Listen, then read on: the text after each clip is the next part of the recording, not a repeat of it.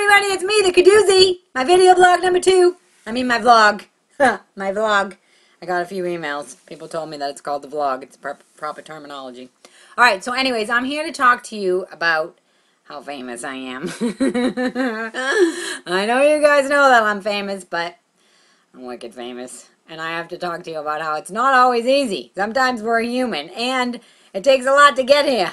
Like I was watching TMZ the other night and I was thinking, they're telling you such bad stuff, like this one died and this one has a sex addiction and this one's cheating, and inside you're like, that's really sad, this is bad news, but outside you're like, I really want that.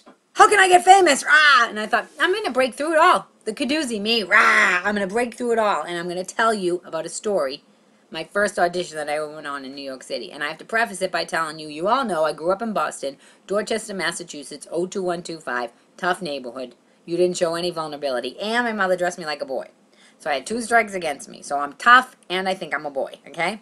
So my outsides might have changed a little bit, but I moved to New York City. And let me tell you, when you go from like a place that everybody's the same and then you move to a different place, it brings out all your insecurities. And right away, as soon as I got to New York, I was like, oh my God, I think I'm gay. I was like, maybe I'm gay. And I never told anybody, though, because you don't tell anybody that. You just keep it to yourself, whatever. You don't share that.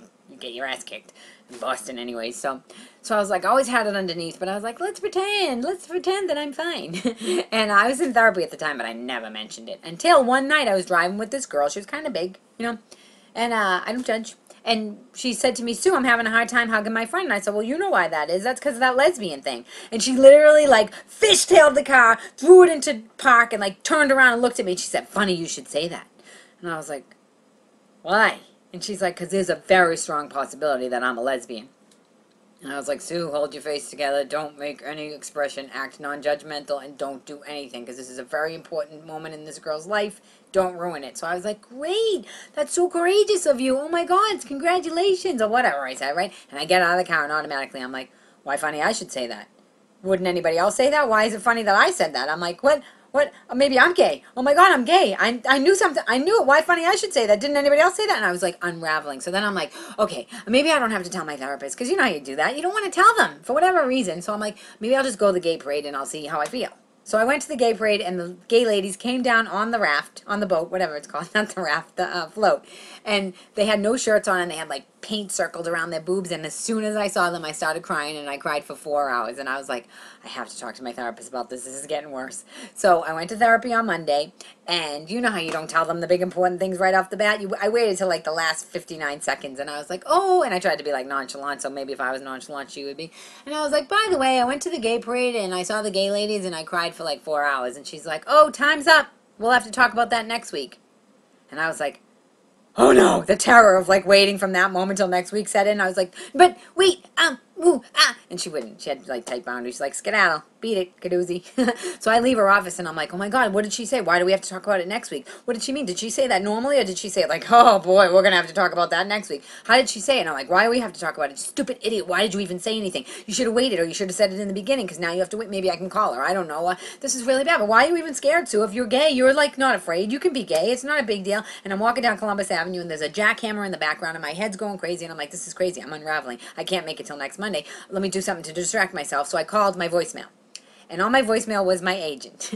And my agent said, we have an audition for you. Now that I'm completely have left my body at this point, and there's a jackhammer in the background. And I hear, they have an audition for you tomorrow for Pat Sweeney. As soon as I hear Pat Sweeney, I think, oh my God, Pat Sweeney. Because Julia Sweeney played Pat, the androgynous character on Saturday Night Live. And I'm like, I'm right. The whole world sees me that way. How could they get a call for Pat Sweeney and they think, oh, great, Sue Costello will be perfect for this? And I hang up the phone and I take the train home, and by the time I get to my apartment, I am literally convulsing in tears. I have boogies running down my face. I'm like, how can they think I'm Pat? This is devastating. But maybe it's a good thing if I accept it and just deal with it. And then I started talking myself back up, and I'm like Rocky, like dun da da dun da da dun da da da. And I'm like, if I'm gonna be Pat, I'm gonna be the best fucking Pat they've ever seen. I'm not even waiting until I get to that audition. I'm gonna stop practicing now. I'm going to wear my costume on the bus tomorrow so I can see how people react to me. I think Brando does it like that. So I put on the pants, I pulled them up to my boobs, I put on the wig, I had the big glasses on. I'm like, oh, hi, hey,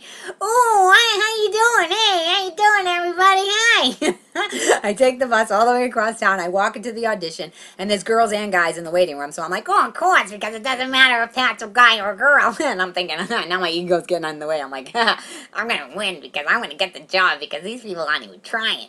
And so all of a sudden the lady calls. She's like, Sue Costello. I'm like, oh, hi, I'm here. Oh, I'm so nervous. Oh, hi. And she literally was looking at me like I had some sort of like disease or something like that. If she came anywhere near me, even if she made eye contact with me, she might die. So she like literally was standing on the other side of the room, and I'm like, hi, oh my God. And she's like, could you do me a favor and could you sit down? And as soon as she said sit down, my whole stomach dropped. You know when you get that feeling of terror where you're like something is terribly awry? But it was almost like my body hadn't caught up to it yet, and I was afraid to like let drop down my character. And I was like, and then I talked myself out of it. You know how you get that gut feeling, but then you talk yourself out of it? I'm like, Sue, just keep staying committed. You'll be committed. You'll get the job. Don't get nervous. And so I'm like, oh, okay, but isn't that going to ruin my character? And she's like, what? I'm like, isn't it? And then at one point I was like, I'm going to put my hands down. But I didn't scrunch on my face. I was like, isn't that going to ruin my character? And she's like, what are you talking about? I'm like, isn't this an audition for Pat? And she's like, yeah. I'm like, an audition for Pat Sweeney? She's like, yeah. I'm like, yeah, Pat from Saturday Night Live because Julia Sweeney played Pat. She goes, what are you talking about? I said, isn't this... Oh. And she's like, Pat Sweeney is the casting director. She's like, this is a Goldie Hawn look-alike audition. You don't even have to talk. All you have to do is look at the camera and look away. I die! It was a Goldie Hawn look-alike audition, and I went in, oh, hi! Oh, my God, I'm so nervous. All because of my cuckoo neurosis.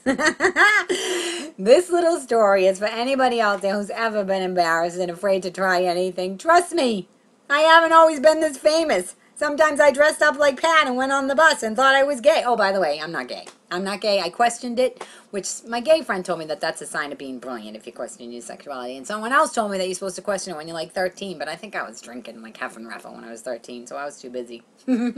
So, I'm not gay. I'm a big fan of the gay ladies and the straight guys and everybody because everybody is human and everybody does stuff that embarrasses themselves.